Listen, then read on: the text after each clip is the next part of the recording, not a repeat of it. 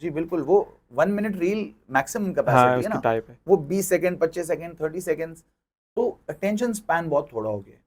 और ये बहुत मुश्किल होता है बिकॉज़ क्लासरूम में हमें कम से कम अटेंशन 30 टू 45 मिनट्स की एट अ गो चाहिए होती है। कॉन्सेप्ट डेवलप करने में, समझाने में, प्रैक्टिस कराने में, और मेरे तो सब्जेक्ट्स ऐसे हैं मैथ एंड अकाउंटिंग जो प्रैक्टिस डिमांड करते हैं, जो कॉन्सेप्ट डिमांड करते हैं और जो टाइम कंज्यूमिंग है। हम्म। उसका अटेंशन स्पैन ही जो है वो 1 मिनट है। तो उसको 1 मिनट में वो कॉन्सेप्ट देना कितना ही मुश्किल हो वो जाएगा। गेन कर लेगा वो नहीं उससे तो होगा। ये मुश्किल होता था and these are new challenges to teaching.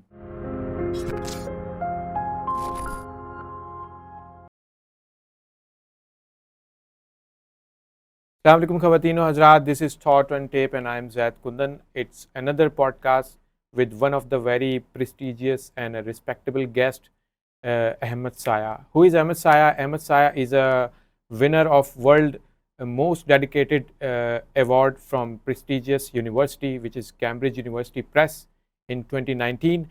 And Ahmed Saya already taught more than 25,000 students in Karachi and more than 1,000 teachers trained by Ahmed Saya. Let's talk today with Ahmed Saya. Thank you very much, Ahmed Bhai, for joining our podcast. सबसे पहले Ahmed Bhai, it's a big transformation you got right from as a student. Now you become a world most dedicated teacher by the Cambridge University. How was the transformation? How you feel about your journey? How you become greatest teacher in this era? I was in grade 9th when I started teaching.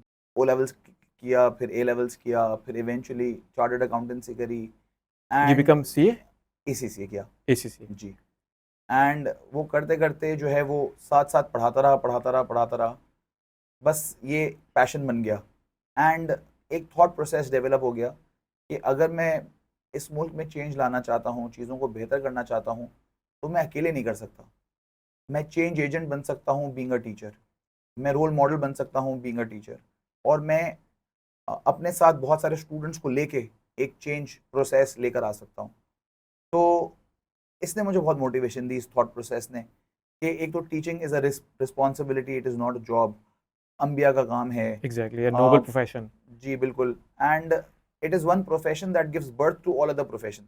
That's तो जो really भी doctors हैं, engineers हैं, chartered accountants हैं, bureaucrats हैं, वो सब किसी ना किसी टीचर के हाथ से निकले।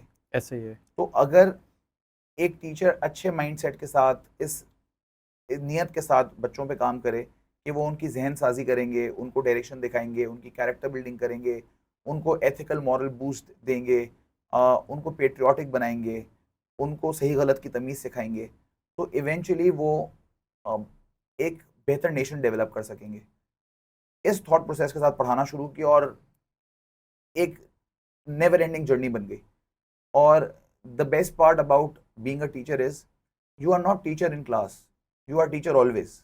मतलब एक स्टूडेंट जो मेरी क्लास में आज से 10 साल पहले स्टूडेंट था, हम्म। वो अभी भी मुझसे मिलता है, तो वो एक टीचर स्टूडेंट रिलेशनशिप होता है। एक मैं अभी स्ट्रॉन्ग बिल्ड होता है। बिल्कुल, मैं अभी भी उसको टोक सकता हूँ, किसी गलती से रोक सकता हूँ, उसको हम्म। गाइड कर सकता हूँ। वो अपने लिए कोई मशवरा करना चाहता है तो वो मेरे पास आ जाता है, मुझसे मशवरा लेता है, गाइडेंस लेता है। अ, एक मेंटोरशिप का रोल होता है। इसी तरह मैं अपने टीचर से मिलता हूँ तो वही सेंस ऑफ रिस्पेक्ट, वही सेंस ऑफ रिस्पॉन्सिबिलिटी, उनसे मशवरा लेना, उनसे गाइडेंस लेना।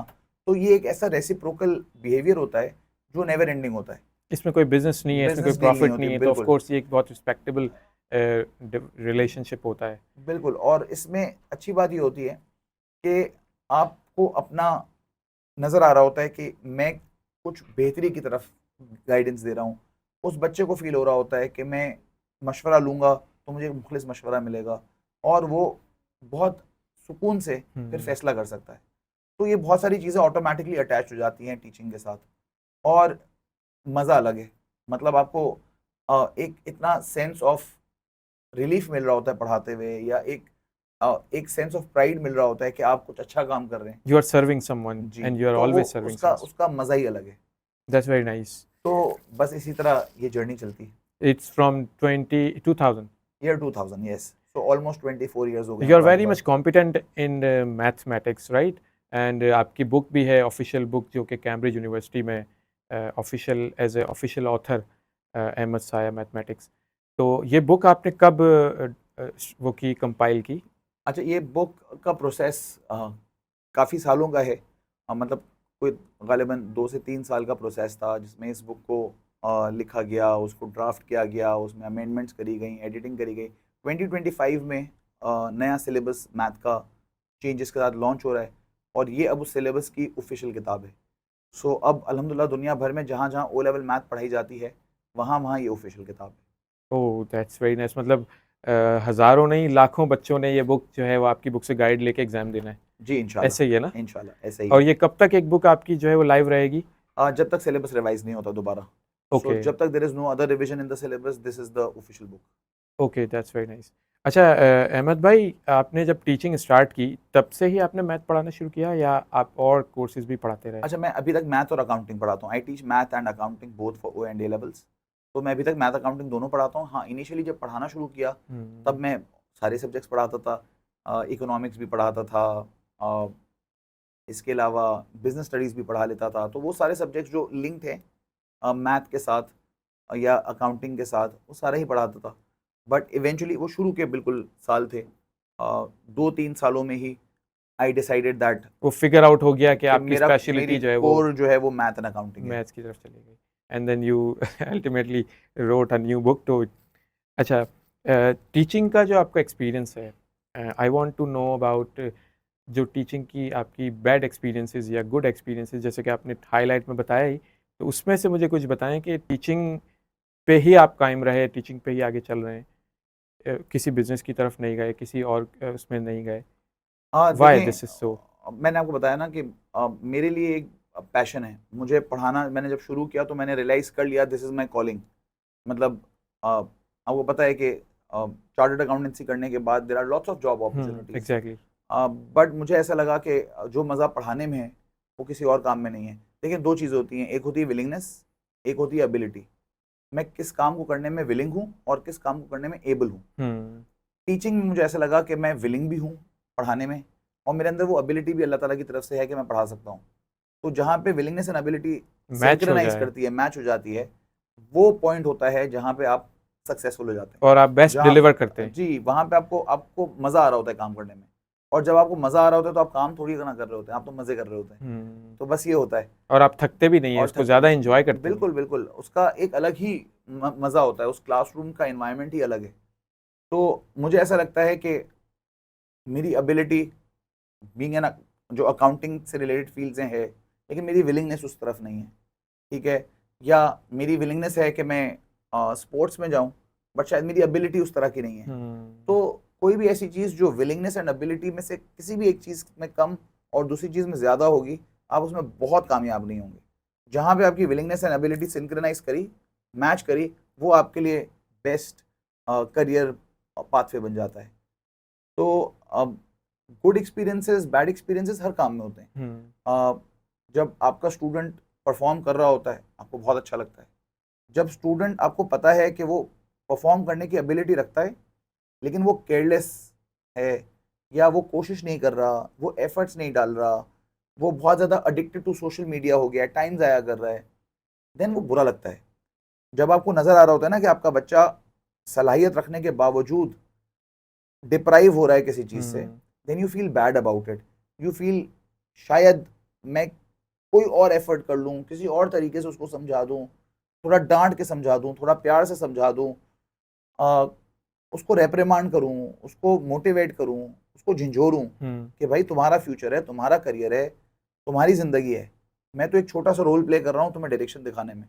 तुम नहीं देखोगे, बाद में रियलाइज़ करोगे तो पीछे आना मुश्किल होगा और उसके बाद चीज़ों को समेटना मुश्किल होगा। जितना अर्ली इन लाइफ रियलाइज़ कर लोगे कि जो बातें बताई जा रही हैं वो तुम्हारे लिए हैं, उतना कामयाब हो जाओगे। अब जैसे जैसे वक्त गुजरता जा रहा है ना, स्टूडेंट्स का टेम्परामेंट बहुत डिफरेंट होता जा रहा है। आज से 10, 12, 15, 20 साल पुराने स्टूडेंट्स का level of respect, level of commitment, level of motivation was entirely different compare to आजकल के बच्चे। दे आर आजकल लूजिंग एक्चुअली। आजकल के बच्चों का जो अटेंशन स्पैन है ना, वो बहुत थोड़ा हो गया है। आप देखें, थोड़ा बैक इन टाइम जाएं तो हम 20-25 मिनट की वीडियो बहुत कंसंट्रेशन से देख लेते थे। अब हमारा अटेंशन स्पैन हो गया 1 मिनट रील का। 1 मिनट भी पूरी नहीं देखते। हाँ उसमें भी, लेकिन 1 मतलब मिनट 60 सेकंड अगर हम लिमिट इसको कहने को है, लेकिन वो भी शायद बहुत मुश्किल है किसी पे 60 जी सेकंड जी स्पेंड कर दे। जी बिल्कुल, वो 1 मिनट रील मैक्सिमम हाँ, कैपेसिटी है उसकी ना, टाइप है। वो 20 सेकंड, 25 सेकंड, 30 सेकंड्स, तो अटेंशन स्पैन बहुत थोड़ा हो गया। और ये बहुत मुश्किल होता है बिकॉज क्लासरूम में हमें कम से कम अटेंशन 30 टू 45 मिनट्स की एट अ गो चाहिए होती है, कॉन्सेप्ट डेवलप करने में, समझाने में, प्रैक्टिस कराने में। और मेरे तो सब्जेक्ट्स ऐसे हैं, मैथ एंड अकाउंटिंग, जो प्रैक्टिस डिमांड करते हैं, जो कॉन्सेप्ट डिमांड करते हैं, और जो टाइम कंज्यूमिंग है। उसका अटेंशन स्पैन ही जो है वो 1 मिनट है, तो उसको 1 मिनट में वो कॉन्सेप्ट देना कितना ही मुश्किल हो वो जाएगा। गेन कर लेगा, वो नहीं उससे तो होगा। ये मुश्किल होता है, and these are new challenges to teaching. And obviously with new challenge there are new ways, new opportunities, new ideas, वरना तो stagnant हो जाएगी चीज। तो we teachers also have to be on our toes every day। ऐसा नहीं होता कि एक तरीके से पढ़ा लिया और साला साल उसी तरीके से पढ़ाया तो it will be recipe to it's not success. Going to work. ऐसे अब नहीं अब तो होता, ऐसा बिल्कुल नहीं है। हमें चेंज होना पड़ता है with time.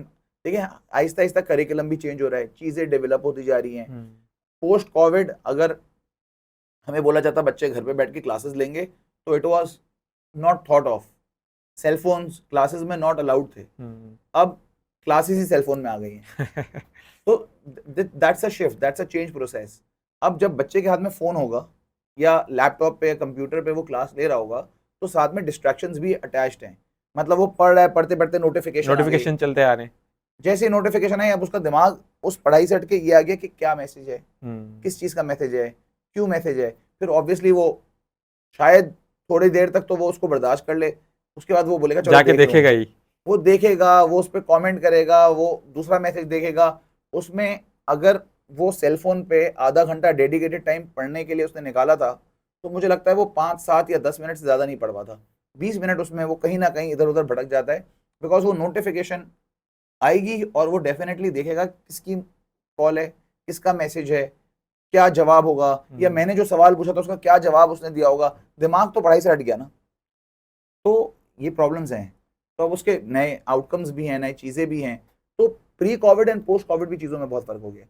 So post Covid अब बच्चा ऑनलाइन क्लासेस भी लेता है, घर पे बैठ के भी ले लेता है। हर चीज़ के एडवांटेजेस डिसएडवांटेजेस हैं। पहले बच्चे को टीचर से एक ही चीज़ बार बार समझने में और पूछने में झिझक भी होती थी, अब समझ में नहीं आया, rewind forward, rewind forward, rewind forward, 25 दफ़ा वो चीज़ देख सकता है। उसको ना इस बात का डर होगा कि वो कब पूछूं, कैसे कब पूछूं, पूछूं। कैसे हाँ, पूछूं, हेजिटेशन हाँ, खत्म है। वो हेजिटेशन खत्म हो गई है। तो उसके पास चीज़ें आ गई हैं, सहूलत हो गई है, कन्वीनियंस हो गई है, घर पे बैठ के कर सकता है। ठीक है, टाइम की फ्लेक्सिबिलिटी हो गई है, किसी पर्टिकुलर टाइम पे वो नहीं पढ़ सकता तो वो देर से पढ़ सकता है, बाद में पढ़ सकता है, अर्ली पढ़ सकता है।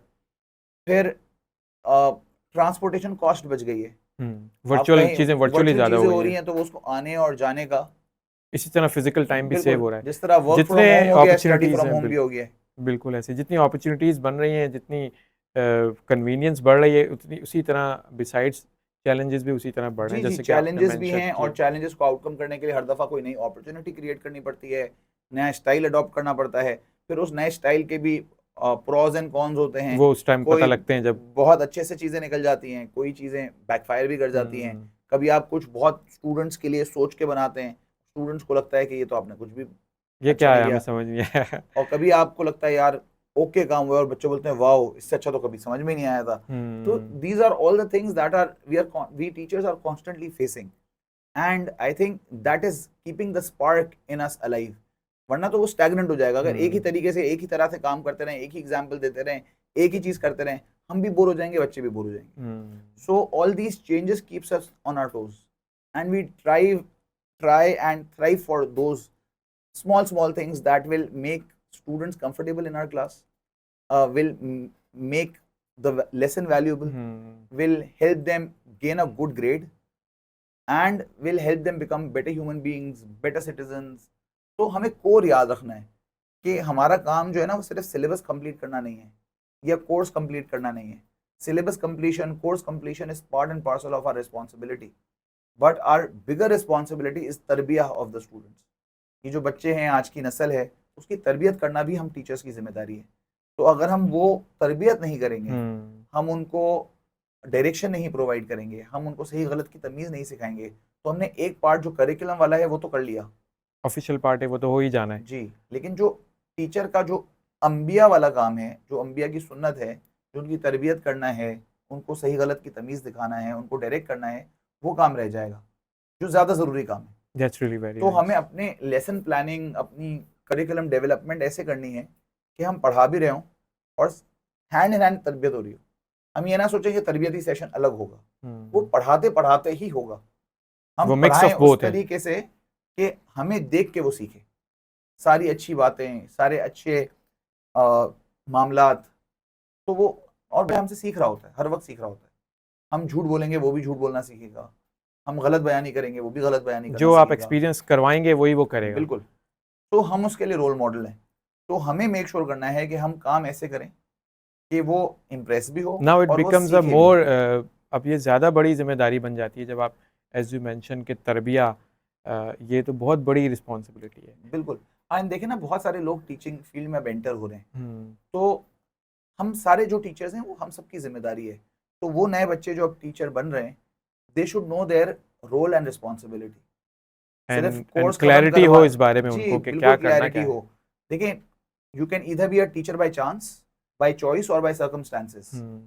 ठीक है, टीचर बाय चांस वो होता है जिसको कहीं और काम नहीं मिला, वो टीचर बन गया।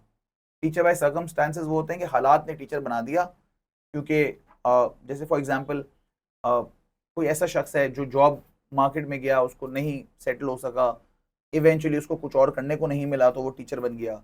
या कुछ फीमेल होती हैं जो हाउ होम रिस्पॉन्सिबिलिटीज़ की वजह से जॉब या कॉर्पोरेट वर्ल्ड में एंटर नहीं हो सकती, तो वो टीचर्स बन जाती हैं। तो आप चाहे टीचर बाय चांस हैं या सर्कमस्टांसेस हैं, अगर आप टीचिंग फील्ड में आ गए ना, then become teacher by choice. आप अपने अंदर वो सलाहियत पैदा करें जो टीचर बाय चॉइस में होती है। टीचर बाय चॉइस होता है जिसने इस प्रोफेशन को चुना है considering all its pros and cons.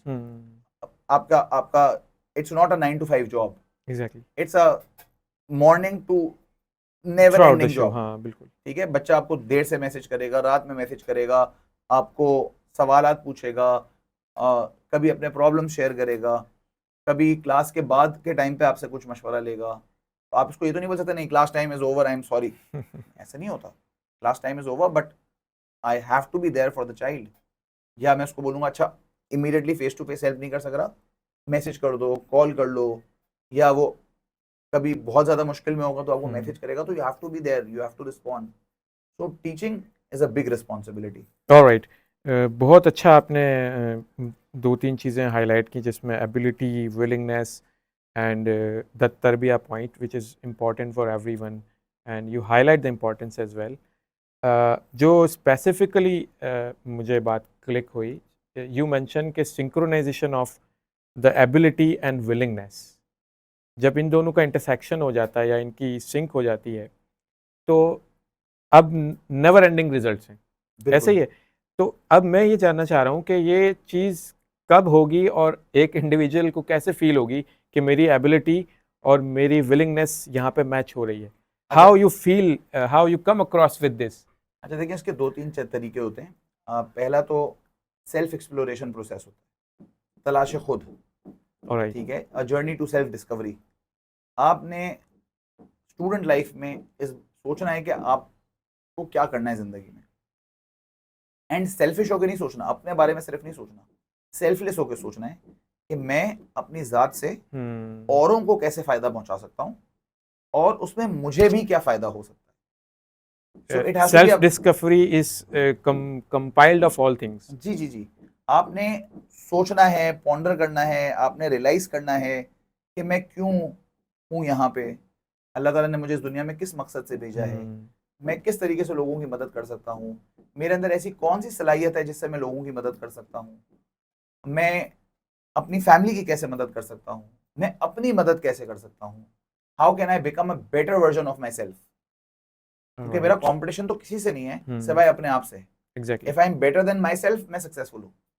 ये मटीरियलिस्टिक सक्सेस तो ठीक है, मेरे पास बेहतर गाड़ी आ जाए, बेहतर घर आ जाए, बेहतर कपड़े पहनना शुरू कर दूं, ये तो मटेरियल सक्सेस है। सक्सेस असल में ये नहीं है। सक्सेस असल में क्या है कि मैं अपने आप से बेहतर हो जाऊं।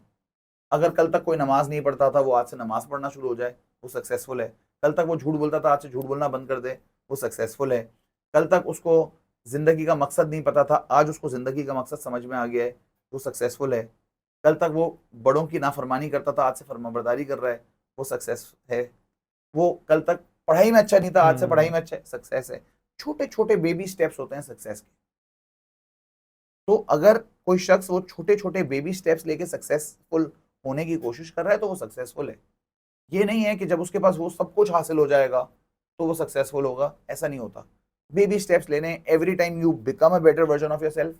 कल से मैं आज थोड़ा सा भी बेहतर हो गया, मैं सक्सेसफुल। मैंने कोई अपनी कोई बुरी आदत छोड़ के एक अच्छी आदत अपना ली, मैं सक्सेसफुल हूँ।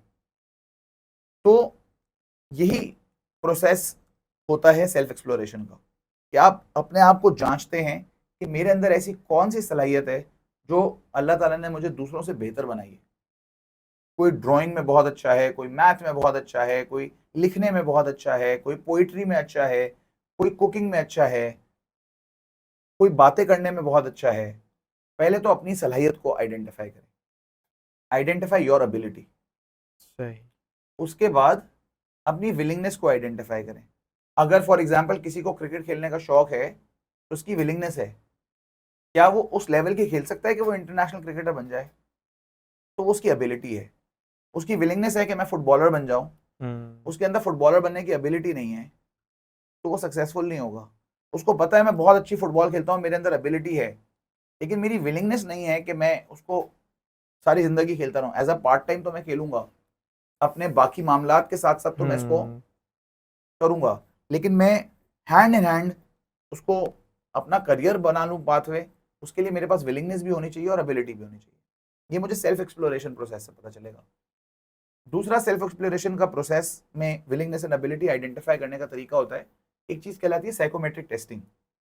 आप अपने साइंटिफिक टेस्टिंग करवा लें, साइकोमेट्रिक टेस्टिंग करा लें, जिससे आपकी विलिंगनेस एंड एबिलिटी आइडेंटिफाई हो जाएगी। सो ये टेस्टिंग बहुत सारे इदारे हैं जो ये टेस्टिंग करते हैं, ऑनलाइन बहुत सारे टूल्स हैं जो ये टेस्टिंग करवाते हैं। तो ये जो साइकोमेट्रिक टेस्टिंग होती है ना, इससे आपको पता चल जाता है कि आपके लिए क्या बेहतर रास्ता है। ठीक है, आप अपने लिए कैसा देखते हैं, आप how do you perceive the world. ठीक ओके। है, एंड इवेंचुअली आपका करियर पाथवे उससे अलाइन होता है कि अगर आपके अंदर आप लेट्स से इंट्रोवर्ट हैं या आप एक्सट्रोवर्ट हैं, ठीक है, आप जो है वो टेबल के पीछे बैठ के बहुत अच्छे से काम कर लेते हैं, या आप पब्लिक में बहुत अच्छे काम कर लेते हैं, ठीक है, आप नंबर्स के साथ बहुत अच्छे हैं, या आप आर्टिस्टिक हैं, तो बहुत सारी सलाहियतें होती हैं जो आपके अंदर होनी चाहिए और होती हैं।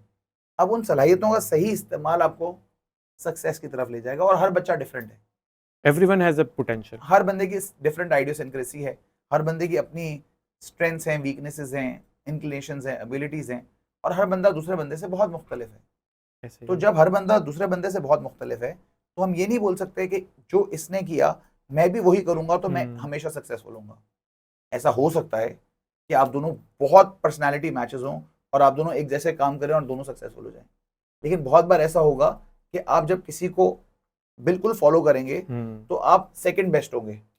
बेस्ट तो वो था जिसको आपने 100% फॉलो किया, लेकिन अगर आप अपनी आइडियोसिंक्रेसी निकाल के, अपने आप को जज करके, अपने आप को परसीव करके, अपने आप को सेल्फ एक्सप्लोरेशन प्रोसेस में जाके अपनी strengths and weaknesses, abilities, inclinations identify करेंगे, विलिंगनेस और एबिलिटी ढूंढ लेंगे, तो फिर आप जो काम करेंगे ना वो बहुत सौ से बहुत बेहतर होगा, फिर आप बेस्ट होंगे। तो ये सेल्फ एक्सप्लोरेशन प्रोसेस होगा तो पता चलेगा कि आपकी विलिंगनेस क्या है, आपकी एबिलिटी। इससे आपको ये पता लगेगा कि आप किधर जा रहे थे और आपको जाना किधर है, क्लैरिटी बिल्कुल, इन अ सेंस। वो कहते हैं ना where you are where you want to be, but the most important question is how to get there. Exactly. तो वेयर यू आर, अभी स्टूडेंट हैं आप, where you want to be, I want to become a successful doctor, engineer, chartered accountant, businessman, whatever. Okay. ठीक है, अब सवाल ये कि आप यहां से यहां तक पहुंचेंगे कैसे, हाउ टू गेट देयर। तो गोल डिफाइन हो, एबिलिटी और विलिंगनेस के बाद, अपनी विलिंगनेस और एबिलिटी आइडेंटिफाई करने के बाद ये गोल डिफाइंड हो। अब ये जो प्रोसेस होगा ना पूरा, हाउ टू गेट देयर, अब यहाँ की जो जर्नी है वो आपने किस वो तरह अडॉप्ट आपने करनी है? वंस अगेन वो डेली बेसिस पे सेल्फ एक्सप्लोरेशन होगी, करियर पाथवे डिफाइंड होगा। आप सोचेंगे मैं क्या करना चाहता हूँ, कैसे होगा, उसके लिए मुझे कहाँ जाना पड़ेगा, कौन से कॉलेज, कौन सी यूनिवर्सिटी, कौन सा तालीमी इदारा, कौन सा दीनी मदारिस, कौन सा रास्ता, वो सारी चीजें आपको इवेंचुअली अपने गोल पे ले जाएंगी। You are not just a teacher but a good psychologist as well. मुझे अभी ये फीलिंग आ रही है। खैर, अच्छा, आपके पास जो स्टूडेंट्स हैं एकेडेमिया के, जो ओ लेवल्स के हैं या ए लेवल्स के, इंटरमीडिएट के, आजकल उनमें एक बड़ा इशू ये है कि वो स्किल और एकेडेमिया को जो है वो एक कॉम्प्लेक्स का शिकार है। थोड़ा सा इंटरनेट दुनिया भी कुछ इस तरह की चीज़ें सिखा रही है कि जो है वो पढ़ाई, आपने क्या करना है, आपने तो पैसे कमाने हैं, so come across with the skills, skills सीखें और आगे बढ़ें और पैसे कमाएं। पढ़ाई से पैसे नहीं मिल रहे, मतलब यानी कि पढ़ाई को पैसों से, मकसद से जोड़ दिया गया है, which is something not very true. तो आपकी इसमें क्या ऐसी गाइड है या आपका क्या एक्सपीरियंस है कि स्किल में जाना चाहिए, एकेडेमिया में भी जाना चाहिए और इसका एक प्रॉपर बैलेंस होना चाहिए, मैं समझता हूँ। तो इसको किस तरह आप अपने स्टूडेंट्स को, आप क्या चैलेंजेस देखते हैं इसमें? देखें, एक तो अनफॉर्चुनेटली बहुत सारी चीज़ें जो सोशल मीडिया पे नज़र आती हैं वैसी होती नहीं है। इज़ ठीक नॉट है, रियल एक्चुअली ना? जी, बहुत सारी बातें होती हैं, हुँ। प्रैक्टिकलिटीज़ नहीं होती। बहुत सारे बच्चे होते हैं जिनको, जो आपको बोलेंगे कि बिल गेट्स और मार्क ज़करबर्ग भी तो यूनिवर्सिटी ड्रॉप आउट्स थे। हुँ, हुँ, हुँ। पहले बेटा देखो वो कहाँ के ड्रॉप आउट्स थे, हार्वर्ड के थे। दूसरा, वो क्यों ड्रॉप आउट्स थे? वो इसलिए ड्रॉप आउट्स थोड़ी थे कि वो अच्छा नहीं पढ़ रहे थे, उनको निकाल दिया। वो इसलिए ड्रॉप आउट्स थे कि हार्वर्ड की पॉलिसी थी उस टाइम पे कि अगर आप हार्वर्ड के स्टूडेंट हैं तो या तो आप बिजनेस अपना कर सकते हैं या हार्वर्ड में पढ़ सकते हैं, दोनों चीजें साथ नहीं कर सकते। इस वजह से उन्होंने चूज किया कि हम अपना बिजनेस अब ये करेंगे। रियलिटी नहीं बताई जाती। जी। और उसके बाद उनको हार्वर्ड ने ऑनररी डिग्री भी देके ग्रेजुएट करवा दिया। हुँ। तो प्रॉब्लम यह है कि हम देखते हैं अपने मकसद, अपने मफाद की बात, रेफरेंस टू कॉन्टेक्स्ट नहीं होता। बात आप देखें ना, आपने मेजॉरिटी रील्स में भी नोट किया होगा, उस 20-25 सेकंड में आपको एक बात बताई जाती है, उससे पहले क्या बात हुई, और उसके उसके बाद क्या बाद था, क्या बात हुई, जिससे वो पूरा रेफरेंस टू कॉन्टेक्स्ट बनता है, वो नहीं होता। वो नहीं होता।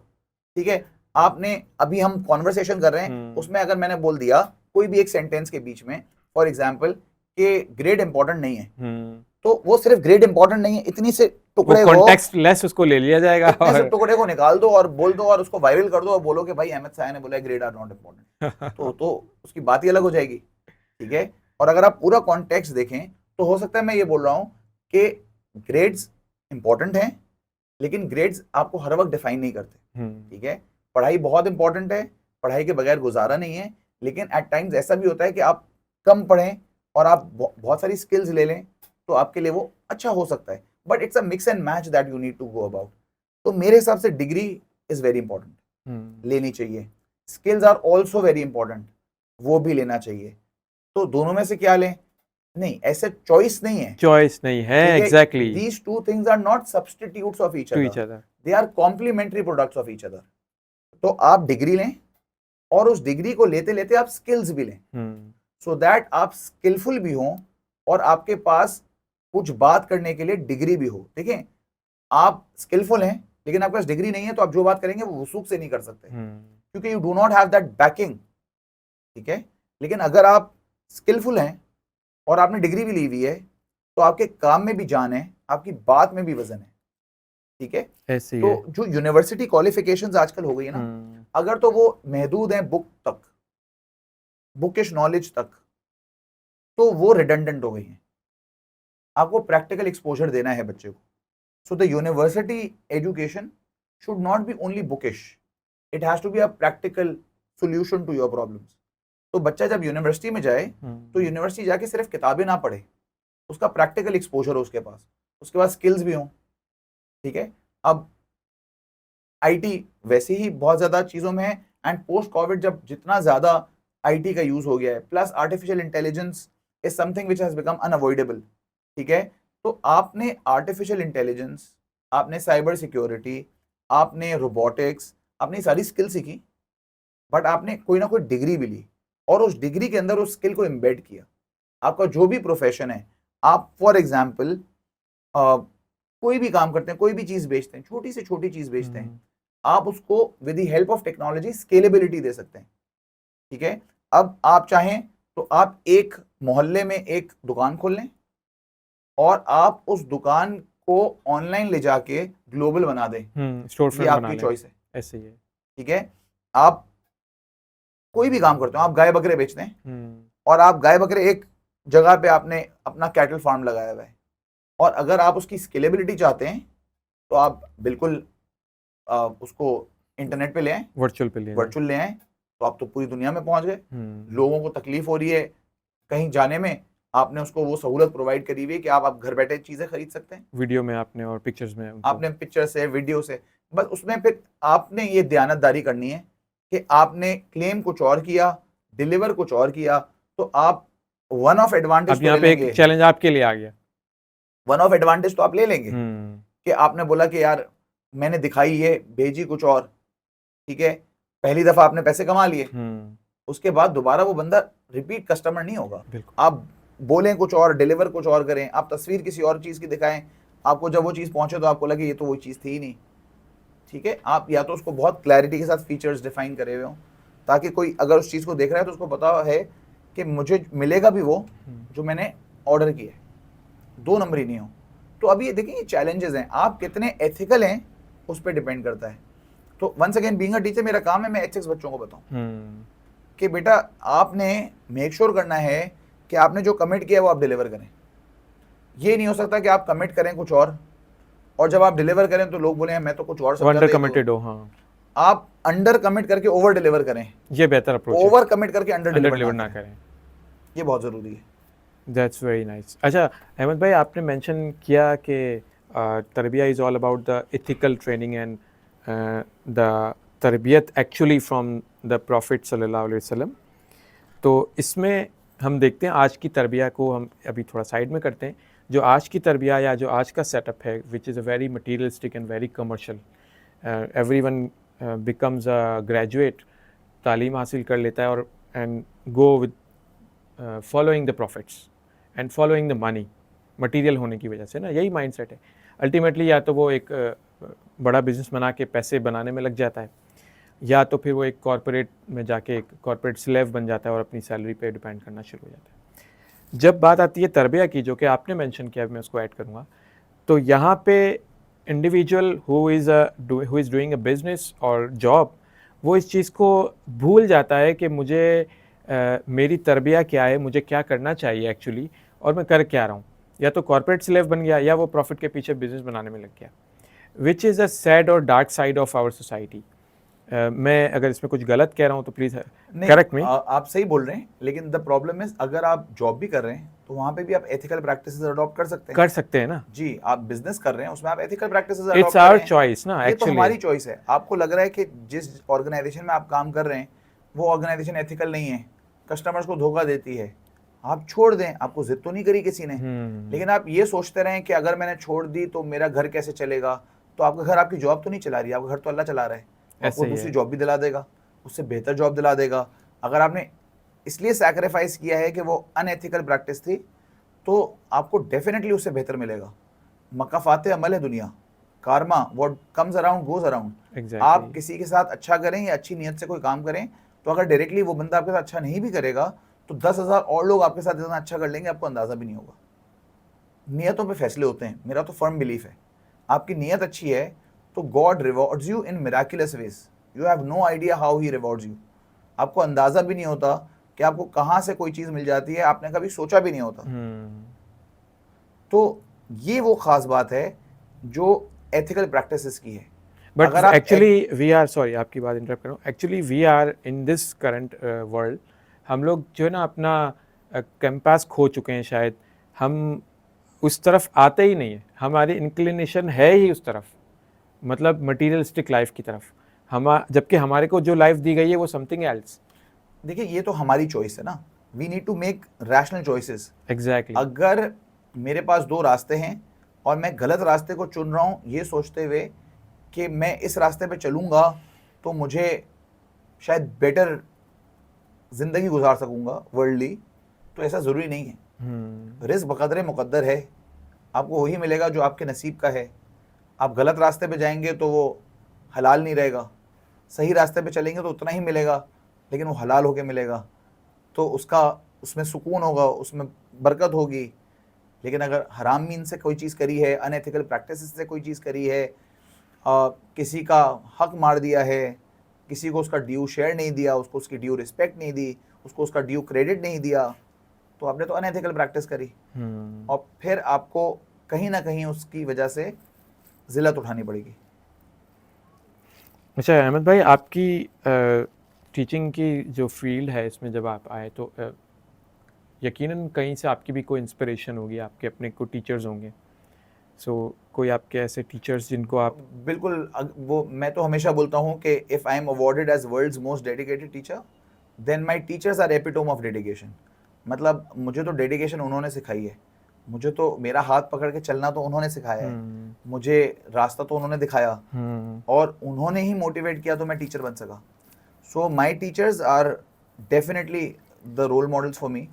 और अब तक मतलब इस स्टेज तक भी जब मैं एक PhD लेवल का स्टूडेंट हूँ तो मेरे टीचर्स मुझे मोटिवेट करते हैं, वो मुझे गाइड करते हैं, वो मुझे रास्ता दिखाते हैं and I try to be like them, I try to copy them in my class, I try to become a better version of myself, a better teacher by adopting good qualities of my teacher। तो every time मैं अपने teachers को देखता हूँ वो कुछ ऐसा करते हैं जिससे मुझे बहुत पॉजिटिव इम्पैक्ट पड़ता है, तो मैं मेक श्योर करता हूँ कि मैं उस चीज़ को अडॉप्ट करके अपने स्टूडेंट्स को गिव बैक करूँ। एज ए एजुकेशनिस्ट अहमद भाई, एज ए एजुकेशनिस्ट पाकिस्तान ने एक बड़ा यू टर्न मैं समझता हूँ एजुकेशन के सिस्टम में लेने की कोशिश की और अभी भी उसमें काम है, which is single national curriculum SNC and equal opportunity की तरफ एक मैं समझता हूँ inclusion की तरफ बहुत बड़ा स्टेप है ये। तो what are your thoughts in it and how it's going over? देखिए नीयत अच्छी लग रही थी कि सिंगल नेशनल करिकुलम होगा, सबको यकसा मौके मिलेंगे, इक्वल अपॉर्चुनिटीज़ होंगी, everyone will go through the same board of exams, सब सेम करिकुलम पढ़ेंगे, जो रिवाइज्ड करिकुलम होगा बेहतर करिकुलम होगा, अप टू डेट होगा, उसमें जो है वो it will be equivalent to the opportunities in the career and हर जगह other एंड sides. बिल्कुल हमारा करिकुलम जो है वो फर्स्ट वर्ल्ड कंट्रीज़ के बराबर आ जाएगा। बट अनफॉर्चुनेटली पाकिस्तान में प्रॉब्लम ये है कि पाकिस्तान में एक बोर्ड तो है ही नहीं ना, 5 पाकिस्तान 6 में 7 बोर्ड तो का बहुत सारे हैं। आगा खान बोर्ड अलग है, कैम्ब्रिज बोर्ड अलग चल रहा है, पंजाब बोर्ड अलग चल रहा है, फेडरल बोर्ड अलग चल रहा है, सिंध और प्रोविंशियल बोर्ड अलग चल रहे हैं। उसके अलावा और निटिग्रिटीज में है तो शहरों के अंदर अलग अलग बोर्ड चल रहे हैं। तो इतने सारे बोर्ड्स हैं जो एक दूसरे से मवाजना भी नहीं रखते, मतलब दे आर नॉट इक्वल। कि अगर मैं दो बोर्ड्स के दो बच्चों के दो एग्जाम दिए हुए सेम ग्रेड के बच्चों को साथ में बिठा दूं तो उनका सेम लेवल होगा? नहीं होगा। ये अनफॉर्चुनेट सिचुएशन है। सिंगल नेशनल करिकुलम अगर इम्प्लीमेंट हो जाता या इवेंचुअली इन फ्यूचर हो जाता है और ये हो जाता है कि किसी भी शहर के किसी भी बच्चे के कोई भी एग्जाम दिया हुआ और सेम कैपेबिलिटी होगी, इनको बराबर में बिठाएंगे तो दोनों सेम परफॉर्म करेंगे। अगर तो ये मकसद अचीव हो रहा है तो सिंगल नेशनल करिकुलम बहुत कामयाब है, लेकिन अगर ये अचीव नहीं हो रहा है तो सिंगल नेशनल करिकुलम में तो हमने प्रॉपर्ली इम्प्लीमेंटेशन ही नहीं डाली। एज ए स्ट्रेटेजिक मूव इसको करना यकीनन इतना मतलब आसान तो नहीं है। बिल्कुल, ऑफ कोर्स ये एक जर्नी है, एक लॉन्ग रन प्रोजेक्ट है, बट समहाउ अगर ये इसका इम्प्लीमेंटेशन शुरू हो जाता है, सो यू थिंक कि इंक्लूजन और equal opportunity will become as a result? मुझे तो ऐसा लगता है कि ये बेहतर होगा अगर वाकई ऐसा हो जाता है। It will definitely improve the quality of education in our country and it will give equal opportunities to everyone, to the system। एक बहुत बड़ा जो स्टेटस फर्क है ना लोगों का वो भी खत्म हो जाएगा, because everyone will be studying the same curriculum. ठीक है, आई अंडरस्टैंड कि लॉन्ग टर्म जर्नी है, लेकिन इस लॉन्ग टर्म जर्नी में अगर बैरियर्स और स्पीड ब्रेकर्स इतने लगा दी जाएंगे कि अगर प्रोविंसेस बोलेंगे हम तो नहीं फॉलो करेंगे, जैसे कि बीच में यही प्रॉब्लम्स आए ना, तो अनफॉर्चुनेटली ये इसको ग्रो नहीं होने देगा, फिर ये बैकफायर कर जाएगा और फिर कहीं का भी नहीं रहेगा। तो अभी इतना सारा सिंगल नेशनल करिकुलम पे काम हो गया और अब बोला जाए नहीं हम इम्प्लीमेंट नहीं करेंगे, so that was waste of resources, waste of energy, waste of money, waste of intellect and demotivation for so many people who were so rigorously involved in the process. Exactly, very right. अच्छा, academia में as a educationist again, academia में एक बहुत अच्छी performance है, सब कुछ है, but when it comes to the corporate level, जब कोई बच्चा एकेडेमिया से निकल के आता है तो, बल्कि मैं अपनी भी एग्जांपल दूंगा, जो हम पढ़ के निकल रहे हैं यूनिवर्सिटी से, उसको हम जब सिस्टम में कॉर्पोरेट में जाते हैं तो हमें वैसा करने को कुछ नहीं मिलता। I want to highlight the gap of this कि कितना मतलब प्रैक्टिकल में और एकेडेमिया में कितना फ़र्क है। ठीक है, थोड़ा बहुत होना चाहिए, होता भी है, लेकिन हमारे सिस्टम में ये एकेडेमिया और इंडस्ट्री का जो गैप है वो बहुत बड़ा है। जी। So right from your students, how you consider this कि ये गैप किस तरह से आगे जाके बच्चों को कवर करना चाहिए? देखिए, मैंने अभी थोड़ी देर पहले भी बताया ना, अनफॉर्चुनेटली कुछ यूनिवर्सिटीज़ जो हैं वो रिडंडेंट करिकुलम पढ़ा रही हैं, मतलब सिर्फ बुक्स या बुकिश नॉलेज दे रही हैं, उससे गुजारा नहीं है। बच्चों को प्रैक्टिकल एक्सपोजर देना पड़ेगा, उनको on campus practical world experience देना पड़ेगा। जब तक वो नहीं देंगे, वो बच्चा एक गैप का शिकार हमेशा रहेगा। किताब में उसको पढ़ा दिया मार्केटिंग ऐसे होती है, रियल वर्ल्ड मार्केटिंग है ही कुछ और ऐसे ही है। उसको किताब में पढ़ा दिया कि आप ऐसे अकाउंटिंग करेंगे, रियल वर्ल्ड में तो ऑलरेडी ऑटोमेशन की तरफ चीज़ें जा चुकी हैं। तो उनको एक्सपोजर वो दें जो रियल वर्ल्ड में उनके है, सामने आना है, उनकी प्रोटोटाइपिंग हुई भी हो, उनको कहीं ना कहीं उसका रेप्लिका अपनी यूनिवर्सिटी क्वालिफिकेशन के अंदर नजर आ रहा हो, एक छोटा प्रोसेस से वो गुजर रहा हो जिसमें वो वही कुछ प्रोसेस करेगा जो वो कॉर्पोरेट वर्ल्ड में जाएगा या वो अपना बिजनेस स्टार्ट करेगा तो वो फील करेगा। तो हम जब तक वो अपने क्वालिटी को उस लेवल तक नहीं लाएंगे तो गैप रहेगा। तो उसका सबसे अच्छा हल ये है, एक तो स्किल्स को साथ अटैच करें क्वालिफिकेशंस के साथ, डिग्रीज के साथ। दूसरा, उनको प्रैक्टिकल एक्सपोजर डे 1 से देना शुरू करें। अपार्ट फ्रॉम दिस, ये स्टूडेंट्स का तो मेरा ख्याल है इतना काम नहीं है, बल्कि ये शायद एजुकेशन सिस्टम का या यूनिवर्सिटी में टीचर्स का, उनके लेवल का काम है कि वो इसको किस तरह से इम्प्लीमेंट करते हैं, राइट? जी बिल्कुल, लेकिन देखिए स्टूडेंट्स भी प्रोएक्टिव हो सकते हैं ना। अगर बच्चे को पता है कि मुझे यूनिवर्सिटी में जो पढ़ाया जा रहा है वो उस लेवल का नहीं है, उसको पता ही है तो जो मैं कॉर्पोरेट वर्ल्ड में जाऊंगा, तो वो उस तरह के कोर्सेज करना शुरू कर दे, स्किल्स लेना शुरू कर दे, इंटर्नशिप्स करना शुरू कर दे। देखिए यूनिवर्सिटी की अच्छी बात यह है कि वो आपको स्ट्रीट स्मार्ट बनाता है, कॉन्फिडेंस देता है, वो आपकी ग्रूमिंग करता है, आपको लोगों से बात करने की तमीज़ सिखा रहा है, उठने बैठने का तरीका सिखा रहा है, आपको पब्लिक में किस तरीके से डील करना है चीज़ों को वो सिखा रहा है। तो एट द सेम टाइम वो आपके लिए मैंडेटरी इंटर्नशिप्स भी तो रख रहा है ना, वो आपने करनी है। अब बच्चे उसमें इंटर्नशिप पे जाएं और उसको एज अ बर्डन समझ के जाएं रादर देन सीखने के लिए जाएं। देखिए ये आपके अपने माइंडसेट पे भी डिपेंड करता है। आप बैठे क्लास में ये सोच के कि मैं आज सीखूंगा तो आप सीखेंगे, और अगर आप इस नियत से क्लास में आए कि मैं सिर्फ तफरी करूंगा, हंसी मजाक करूंगा, इंजॉय करूंगा, क्लास डिस्टर्ब करूंगा, चला जाऊंगा, अपने आवर्स पूरे करके निकल जाऊंगा तो आपने अपना भी टाइम ज़ाया किया है, आपके ग्रुप का भी टाइम ज़ाया हुआ है, और हो सकता है आपने टीचर को डिस्टर्ब करके उसको उस लेवल का डिलीवर करने भी नहीं दिया है जो वो अदरवाइज कर सकता था। That's really very nice. Let's conduct this podcast with Ahmed Saya. We talked a lot, very productive discussion we have, including the academia, including the tarbiyah and the student qualities and self-discovery, which is more important for me. Ahmed bhai, thank you very much for joining my podcast. We'll see another podcast, inshallah. इंशाल्लाह।